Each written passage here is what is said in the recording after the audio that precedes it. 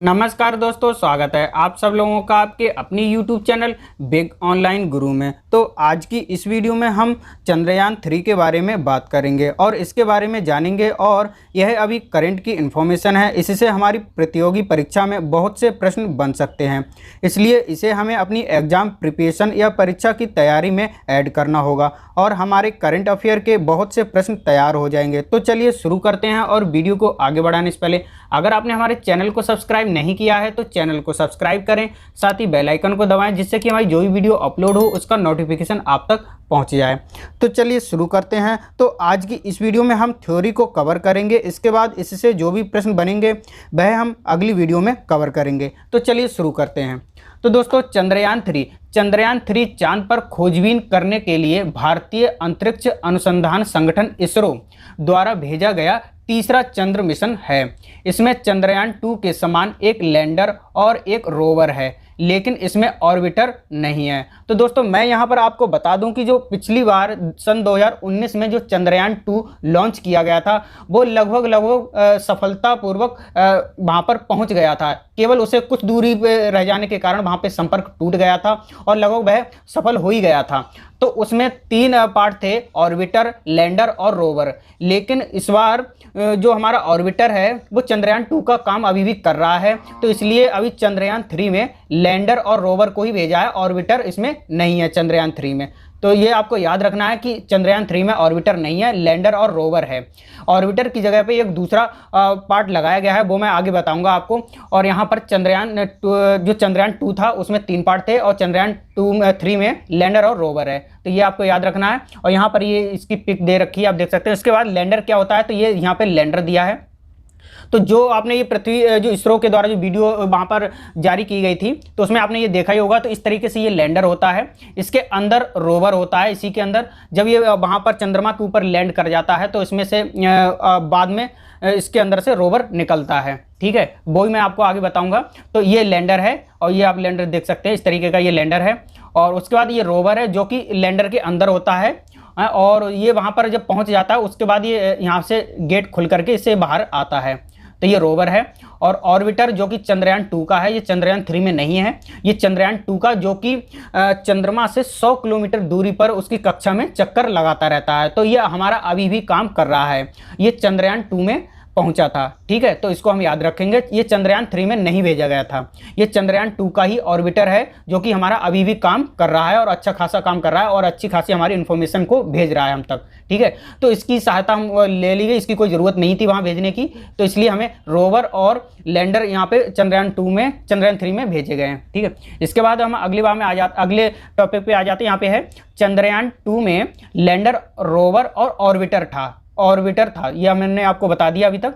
और चंद्रयान 3 में ऑर्बिटर शामिल नहीं है। ठीक है, चंद्रयान 2 का ऑर्बिटर पहले ही ऑर्बिट में मौजूद है, ज़रूरत पड़ने पर इसी का इस्तेमाल किया जाएगा। अगर हमें किसी भी प्रकार की आवश्यकता पड़ती है तो इसी की सहायता ले ली जाएगी। ठीक है, उसके बाद चंद्रयान 3 में ऑर्बिटर की बजाय प्रोपल्शन मॉड्यूल है। तो दोस्तों, जैसा कि मैंने बताया था कि चंद्रयान 2 में भी तीन भाग थे और चंद्रयान 3 में भी 3 भाग हैं, लेकिन ऑर्बिटर की जगह पे, जो कि चंद्रयान 2 का ऑर्बिटर सही से काम कर रहा है इसलिए हमने ऑर्बिटर को नहीं भेजा है, उसकी जगह पे प्रोपल्शन मॉड्यूल को भेज दिया गया है। अब ये प्रोपल्शन मॉड्यूल क्या होता है इसके बारे में हम जानेंगे। तो यहाँ पर आप इसकी जो फोटोज है वो देख सकते हैं, ये है पूरा भाग दे रखा है। यहाँ पे जो नीचे का है ये है प्रोपल्शन मॉड्यूल। ठीक है, और चंद्रयान 2 में इसकी जगह पे ऑर्बिटर लगा था, लेकिन ऑर्बिटर हमारा सही है इसलिए यहाँ पे प्रोपल्शन मॉड्यूल को लगा दिया गया है। उसके बाद यहाँ पे लैंडर को लगा दिया गया है और लैंडर के अंदर रोवर लगा हुआ है। ठीक है, यहाँ पर जो पिक दे रखी है, चंद्रयान 1 हमारा यहाँ पर 22 अक्टूबर 2008 में लॉन्च हुआ था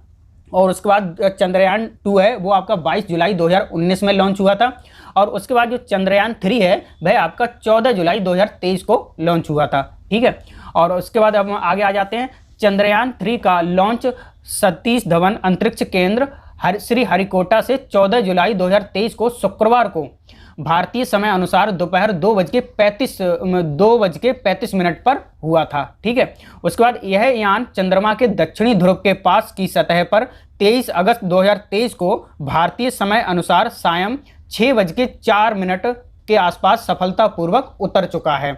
ठीक है। तो आपने ये लाइव देखा ही होगा, ये 6:04 पर ये हमारा लैंड कर गया था, जो हमारा विक्रम लैंडर था। जो हमारा जो लैंडर था उसका नाम विक्रम था, और चंद्रयान 2 में भी उसका विक्रम नाम रखा गया था लैंडर का, और जो रोवर था उसका प्रज्ञान नाम था। तो इसमें भी वही नाम दिए गए हैं। चंद्रयान 3 में जो लैंडर का नाम है उसका भी नाम विक्रम दिया है, और जो रोवर है उसका भी नाम प्रज्ञान है। ठीक है, तो ये हम याद रखेंगे। और उसके बाद हम आगे चलते हैं। इसी के साथ भारत चंद्रमा के दक्षिणी ध्रुव पर सफलतापूर्वक अंतरिक्ष यान उतारने वाला पहला और चंद्रमा पर उतरने वाला चौथा देश बन गया है। ठीक है दोस्तों, तो यहाँ पे आप जो 4 देश हैं वो आप देख सकते हैं यहाँ पे कि कौन कौन से जो 4 देश हैं जो कि चंद्रमा पे पहुंच चुके हैं। तो इसमें पहला नंबर है रूस का, जो रूस ने सबसे पहले अपना चंद्रयान चांद पर पहुंचाया था, जो कि आपको लूना नाम से आपने देखा था, जो कि अभी कर गया था, जो कि क्रैश लैंडिंग हो गई थी, उसकी क्रैश हो गया था, वो नहीं पहुंच पाया था हमारे चंद्रयान 3 से पहले।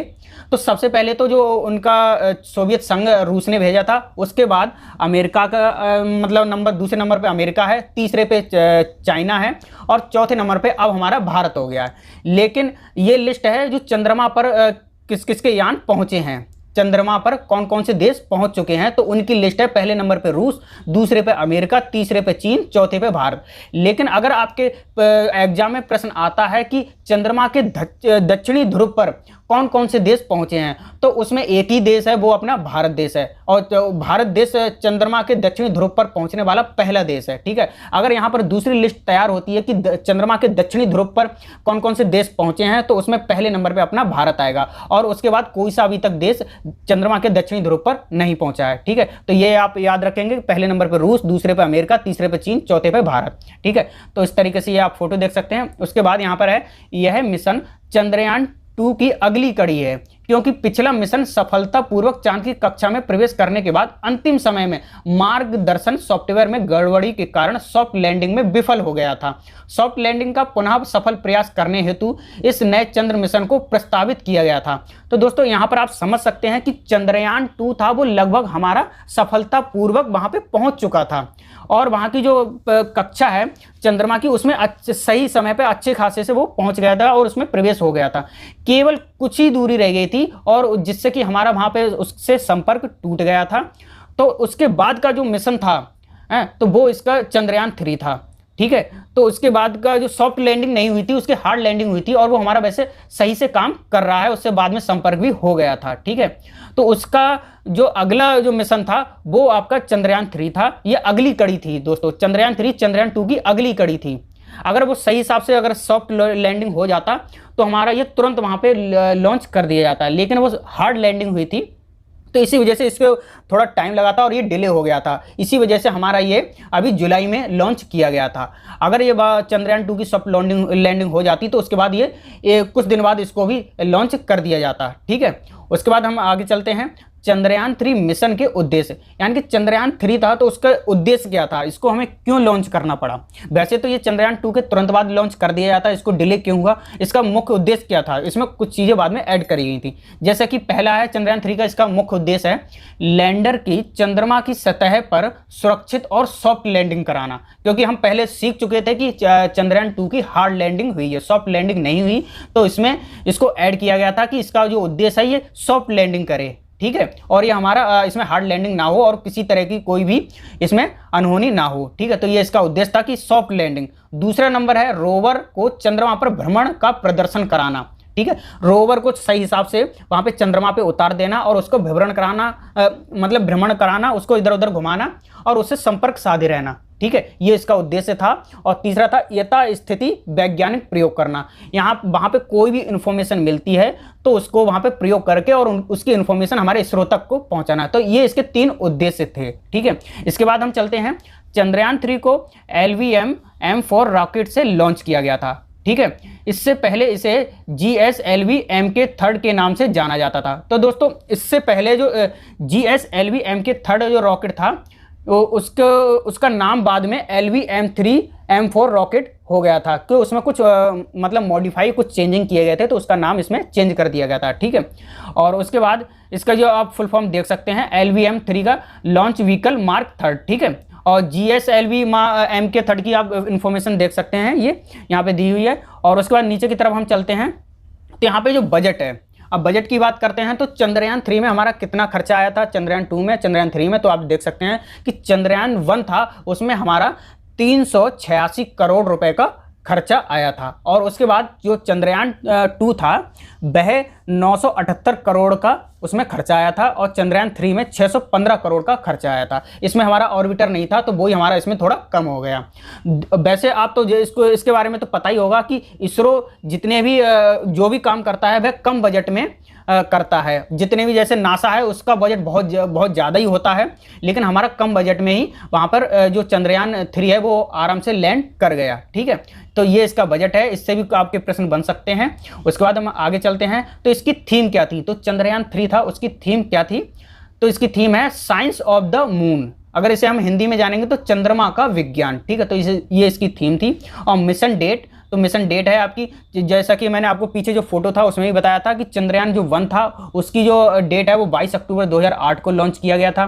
चंद्रयान 2 22 जुलाई 2019 को लॉन्च किया गया था, और चंद्रयान 3 14 जुलाई 2023 को लॉन्च किया गया था। ठीक है, उसके बाद यहाँ पर जो टीम थी वो टीम कौन कौन सी है, तो टीम के हम यहाँ पे नाम जान लेते हैं। यहाँ पर जो फोटो दिया गया है ये है इसके चेयरपर्सन एस सोमनाथ, यहाँ पे फोटो दिया गया है, और उसके बाद हमारे प्रधानमंत्री जी हैं। उसके बाद यहाँ पे देख लेते हैं इसरो के चेयरपर्सन कौन है, एस सोमनाथ। ठीक है, उसके बाद मिशन डायरेक्टर कौन है, तो एस मोहन कुमार। ठीक है, मोहना कुमार। ठीक है, उसके बाद एसोसिएट मिशन डायरेक्टर कौन है, जी नारायण। ठीक है, प्रोजेक्ट डायरेक्टर कौन है, तो यहाँ पर बीरा मुथुलवेल। ठीक है, उसके बाद डिप्टी प्रोजेक्ट डायरेक्टर कौन है, कल्पना कलास्ती। ठीक है, और व्हीकल डायरेक्टर हैं विज्जू सी थॉमस। तो ये इसकी टीम है। उसके बाद हम आगे चलते हैं। चंद्रयान 3 के 3 प्रमुख हिस्से हैं, जैसा कि मैंने आपको पहले ही बताया था। कौन कौन से हैं, प्रोपल्सन मॉड्यूल, विक्रम लैंडर और प्रज्ञान रोवर। प्रोपल्सन मॉड्यूल की जगह पर जो चंद्रयान 2 था उसमें ऑर्बिटर था।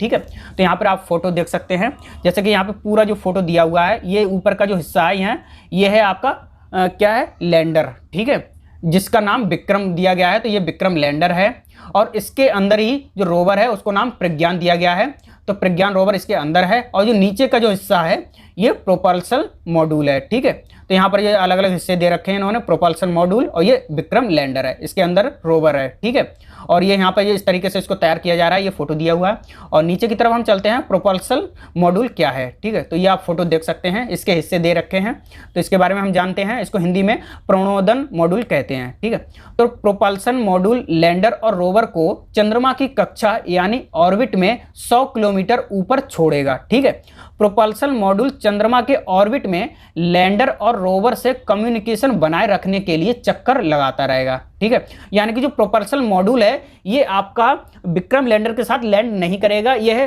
जो चंद्रमा की कक्षा है उसमें चारों तरफ ये घूमता रहेगा। ठीक है, ये पहले ही अलग हो जाएगा, और ये वहाँ की जितनी भी जानकारी है उसको कैप्चर करता रहेगा। ठीक है, उसके बाद प्रोपल्सन मॉड्यूल लैंडर और इसरो कंट्रोल के बीच सैटेलाइट की तरह काम करेगा, यानी कि यह विक्रम लैंडर से जानकारी लेगा और ले करके उसका एनालिसिस करके फिर हमारे इसरो तक ये जानकारी पहुंचा देगा। ठीक है, उसके बाद यह लैंडर के संदेशों को डिकोड करेगा, यानी कोडिंग करेगा, और उन्हें इसरो तक पहुंचाएगा, यानी ये बहुत सारी इन्फॉर्मेशन को इकट्ठा करके और एक कोड बना देगा, डिकोड करके उसको पहुंचा देगा। क्योंकि कोडिंग डिकोड तो करना बहुत जरूरी है, क्योंकि किसी भी तरीके का कोई हैक ना हो, किसी तरीके की कोई बीच में दिक्कत ना हो, तो उसके लिए डिकोड करके ये इसरो तक पहुंचा देगा, तो उसकी जानकारी वहां तक इसरो तक पहुंच जाएगी, उसका एनालिसिस हो जाएगा। ठीक है, तो इस तरीके से आप देख सकते हैं ये चंद्रमा पे अभी नहीं पहुंचा है। ये वाला फोटो, पहले वाले फोटो में आप देख सकते हैं ये जो प्रोपल्सन मॉड्यूल है ये अलग हो रहा है विक्रम लैंडर से। तो विक्रम लैंडर तो आपको चंद्रमा की सतह पर उतर जाएगा, और ये प्रोपल्सन मॉड्यूल है ये चारों तरफ चक्कर लगाता रहेगा। ठीक है, और उसके बाद नीचे की तरफ आ जाएंगे, और लैंडर और रोवर की हम बात कर लेते हैं। तो लैंडर कैसा, लैंडर आपने देखा ये इस तरीके का ये लैंडर है और ये रोवर है। ठीक है, ये रोवर लैंडर के अंदर होता है। ये यहाँ पे जो खिड़की दे रखी है आप यहाँ पे पिंक कलर की देख सकते हैं, ये वहाँ पर लैंड करने के बाद खुलती है, और इसके बाद इसमें से लैंडर बाहर आता है धीरे धीरे करके। तो इसके बारे में हम जानते हैं लैंडर क्या है। तो पहले हम ये फोटो आप देख सकते हैं, इस तरीके से ये खिड़की खुलेगी जैसा कि मैंने आपको बताया था, और ये लैंडर तो धीरे धीरे करके इस तरीके से बाहर आएगा, और ये बाहर आकर के अपना काम करना स्टार्ट कर देगा। ठीक है, तो लैंडर और रोवर क्या होता है, लैंडर का नाम विक्रम रखा गया है। ठीक है, जैसा कि मैंने आपको पहले बताया था चंद्रयान 2 में भी लैंडर का नाम विक्रम रखा गया था, और रोवर का नाम प्रज्ञान विक्रम लैंडर का काम चांद की सतह पर सॉफ्ट लैंडिंग कराना है। ठीक है, विक्रम का काम केवल इतना ही है कि वो वहां पे सॉफ्ट लैंडिंग कर ले, किसी भी तरीके की हार्ड लैंडिंग ना हो, और प्रज्ञान को सही तरह से वहां तक पहुंचा दे। ठीक है, और उससे संपर्क साधे रहे, इतना ही काम है। ठीक है, उसके बाद यहाँ पर सॉफ्ट लैंडिंग उसे कहते हैं जिसमें बिना किसी नुकसान के लैंडर चांद की सतह पर उतरता है। ठीक है, आप सॉफ्ट लैंडिंग भी समझ गए होंगे कि सॉफ्ट लैंडिंग किसे कहते हैं, कि सॉफ्ट लैंडिंग कोई नुकसान ना हो। ठीक है, सही हिसाब से बहुत ही आराम से बहुत धीरे धीरे करके उसकी सतह पर उतर जाए। ठीक है, तो उसे सॉफ्ट लैंडिंग कहते हैं। तो इसके बाद आगे चलते हैं हम। लैंडर के अंदर ही रोवर प्रज्ञान रहेगा। यह 1 सेंटीमीटर प्रति सेकंड की रफ्तार से लैंडर से बाहर निकलेगा। इसे निकलने में 4 घंटे लगेंगे। यानी कि वहां पर इस तरीके बहुत जो वातावरण है वो कुछ पृथ्वी से बिल्कुल ही अलग है। वहां पर जो हवा वगैरह मतलब नहीं है, तो किसी भी तरीके की कोई भी गड़बड़ी वहां पे ना हो, तो इसलिए इसकी जो स्पीड है वो 1 सेकंड में भाई 1 सेंटीमीटर ही चलेगा। तो इस स्पीड से भाई धीरे धीरे करके बाहर आएगा, और इसे पूरी तरह से निकलने में लगभग 4 घंटे मतलब लगेंगे। और वो ठीक है, उसके बाद बाहर आने के बाद यह चांद की सतह पर 500 मीटर तक चलेगा। यानी कि जब बाहर आ जाएगा तो यह 500 मीटर तक चलेगा। और प्रज्ञान रोवर में 6 पहिए लगे हैं। तो दोस्तों पिछली बार शायद मुझे याद है कि प्रज्ञान में 4 पहिए लगाए थे। इस बार उन्होंने किसी तरह की कोई गड़बड़ी ना हो तो इसलिए यहाँ पर 6 पहिए लगाए हैं। ठीक है, और उसके बाद हम बात करते हैं पेलोड की। पेलोड क्या है, तो ये यहाँ पर पेलोड का आप फोटो देख सकते हैं, और यह इसके बारे में हम जानते हैं। ठीक है, तो यहाँ पर जो पेलोड हैं दोस्तों, तो ये लगभग पूरे चंद्रयान 3 में 7 पेलोड लगाए गए हैं। ठीक है, और कौन कौन से हैं, जैसे कि प्रोपल्सन मॉड्यूल सेप है। ठीक है, तो ये इसका नाम सेप है।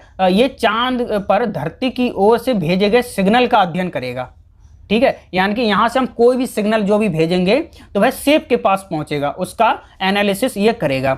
यह एक्सोप्लैनेट की ओर से आने वाले परावर्तित प्रकाश के जरिए छोटे ग्रहों पर जीवन की संभावनाओं का पता लगाने का कार्य करेगा। तो दोस्तों जैसा कि मैंने आपको बताया कि जो 7 पेलोड है उनमें से हर किसी को अपना अपना कार्य दिया गया है। ठीक है, तो इसमें जो सेप पेलोड है, जिसका नाम सेप है, और इसकी जो फुल फॉर्म भी आप देख सकते हैं, ये इंग्लिश में लिखी हुई है ये वाली। ठीक है, तो इसका जो काम है कि छोटे ग्रहों पर जीवन की संभावनाओं का पता लगाना है। ठीक है, और यहाँ से जो भी सिग्नल भेजा जाता है उसका ये अध्ययन करेगा। ठीक है, तो यहाँ पर पूरे चंद्रयान 3 में 7 पेलोड है। ठीक है, उसके बाद हम आ जाते हैं प्रोपल्सन मॉड्यूल में। 1 पेलोड है। ठीक है, प्रोपल्सन जो मॉड्यूल है, जो कि मैंने आपको बताया था नीचे वाला, जो कि चंद्रमा की कक्षा में जो चक्कर लगा रहा है, उसमें 1 पेलोड मौजूद है। ठीक है, और उसके बाद जो लैंडर था, जो चंद्रमा के ऊपर जिसने लैंडिंग की थी, विक्रम लैंडर, उसके अंदर 4 पेलोड लगे हुए हैं। ठीक है, तो यहाँ पर दिया है लैंडर मॉड्यूल में 4 पेलोड लगे हुए हैं। कौन कौन से हैं, CHAST ये है, और उसके बाद में यह चंद्रमा की सतह के तापीय गुणों का मापन करेगा। ठीक है, और उसके बाद में यह है RAMBHA, ये दूसरा है। यह चंद्रमा की सतह पर प्लाज्मा घनत्व और समय के साथ इसके परिवर्तन को मापने के लिए कार्य करेगा। और दोस्तों इसकी जो फुल फॉर्म है वो दे रखी है, वो आप पढ़ सकते हैं, जैसे कि Chandra surface thermo physical experiment. ठीक है, उसके बाद यहाँ पे रंभा की जो फुल फॉर्म दे रखी है, रेडियो एटॉमिक ऑफ मून वॉन्ड hyper sensitive ionosphere and atmosphere, ये इसकी फुल फॉर्म है। उसके बाद यहाँ पर दिया है ILSA, इसकी फुल फॉर्म है। इसका कार्य है, इसके द्वारा चंद्रमा की लैंडिंग सतह के आसपास भूकंप या चंद्रमा की सतह की कंपनता का मापन किया जाएगा इसके द्वारा। ठीक है, और ये सभी विक्रम लैंडर में लगे हुए हैं। उसके बाद है LRA, यह चंद्र प्रणाली की गतिकी को समझने के लिए एक प्रयोग है। ठीक है, तो ये 4 जो पेलोड्स हैं ये विक्रम लैंडर के अंदर लगे हुए हैं, और एक आपका प्रोपल्सन मॉड्यूल में लगा हुआ है, जो कि आपकी कक्षा में रोटेट कर रहा है, घूम रहा है। तो ये 5 पेलोड्स हो गए। बाकी जो 3 पेलोड्स हैं वो रोवर, 2 पेलोड्स हैं वो आपके रोवर में लगे हुए हैं। ठीक है, जो प्रज्ञान रोवर है उसमें 2 पेलोड लगे हुए हैं। कौन कौन से, LIBS। ठीक है, तो ये पहला रोवर है, और इसका कार्य क्या है, चंद्र सतह के बारे में हमारी समझ को आगे बढ़ाने के लिए रासायनिक संरचना प्राप्त करना और खनिज संरचना का अनुमान लगाना। तो ये इसका ये पहला पेलोड हो गया। उसके बाद जो दूसरा पेलोड है, लैंडिंग स्थल के आसपास मिट्टी और चट्टानों की मौलिक संरचना, जैसे कि मैग्नीशियम और एल्युमिनियम, सिलिकॉन, ये जितने भी रासायनिक तत्व हैं इनका निर्धारण ये करेगा। ठीक है, तो ये इसका कार्य है। तो ये आपके प्रज्ञान रोवर के 2 पेलोड्स हो गए। उसके बाद इसके जो महत्वपूर्ण तथ्य हैं उनको भी हम जान लेते हैं। अब हम बात करते हैं शिव शक्ति पॉइंट। तो शिव शक्ति पॉइंट का इसका भी आपने जिक्र सुना होगा। तो यहाँ पर मैं आपको बता दूं कि जहाँ पर विक्रम लैंडर उतरा है, तो विज्ञान में वैसे किसी भी तरह की अगर कोई भी खोज की जाती है या फिर कोई उपलब्धि होती है बड़ी, तो उसको एक नाम देने की परंपरा है, ठीक है। यानी कि हर किसी को कोई ना कोई नाम दिया जाता है। तो जैसे ही जहाँ पर विक्रम लैंडर उतरा है तो उसको एक नाम दिया गया है, तो वो उसका नाम क्या है? शिव शक्ति पॉइंट। तो ये मतलब कब नाम दिया गया था इसके बारे में जान लेते हैं। तो 26 अगस्त 2023 को प्रधानमंत्री श्री नरेंद्र मोदी ने खुलासा किया कि चंद्रयान 3 के चंद्रमा लैंडर की लैंडिंग साइट का नाम शिव शक्ति पॉइंट होगा। यह महत्वपूर्ण घोषणा प्रधानमंत्री की बेंगलुरु में इसरो टेलीमेट्री ट्रैकिंग और command network mission control complex की यात्रा के दौरान की गई, ठीक है। तो यह आपकी 26 अगस्त 2023 को श्री नरेंद्र मोदी के द्वारा यानी कि इसका नामकरण किया गया, शिव शक्ति पॉइंट इसका नाम दिया गया है। और दोस्तों इसके साथ मैं आपको बता दूं कि चंद्रयान 2 को जहां पर विक्रम लैंडर ने हार्ड लैंडिंग की थी तो उसका नाम भी दिया गया है। तो उस पॉइंट का नाम है तिरंगा पॉइंट, ठीक है। और जहां पर चंद्रयान 3 के विक्रम लैंडर ने लैंडिंग की है उसका नाम है शिव शक्ति पॉइंट, जिसका नाम श्री नरेंद्र मोदी जी ने मतलब दिया, ठीक है। और उसके बाद हम आगे चलते हैं। इसका वजन, इसके वेट के बारे में हम बात कर लेते हैं। तो प्रोपल्सन मॉड्यूल का कितना वेट है? तो 2148 केजी इसका प्रोपल्सन मॉड्यूल का वेट है, जो कि चंद्रमा की कक्षा में चक्कर लगा रहा है। उसके बाद लैंडर मॉड्यूल यानी विक्रम लैंडर जो कि चंद्रमा पर सॉफ्ट लैंडिंग जिसने की है, तो उसका वेट कितना है? 1726 केजी, ठीक है। उसके बाद में रोवर प्रज्ञान का वेट कितना है? तो वो है आपका 26 केजी, ठीक है। टोटल इसका वजन 3900 केजी यानी कि आपका 3900 केजी यहाँ पे टोटल वेट हो जाता है, ठीक है। तो ये आपकी चंद्रयान 3 से संबंधित ये आपकी जानकारी हुई थी। पूरी अच्छी तरीके से आप समझ गए होंगे। ये थ्योरी वाला पार्ट आपका कंप्लीट होता है। और अगर आपको यह पीडीएफ चाहिए तो आप हमारे टेलीग्राम चैनल को ज्वाइन कर लीजिए और उसे सब्सक्राइब कर लीजिए। वहाँ पर यह आपको पीडीएफ मिल जाएगी जहाँ से आप अपनी तैयारी कर सकते हैं। और इसके आपके प्रश्न चाहिए तो मैं अगली वीडियो में उसको लेकर के आऊँगा, इसके जो इंपॉर्टेंट क्वेश्चन है। और यह अभी करंट की न्यूज़ है, तो दोस्तों इससे बहुत सारे क्वेश्चन बन सकते हैं। तो ठीक है, मिलते हैं अगली वीडियो में। तब तक के लिए जय हिंद।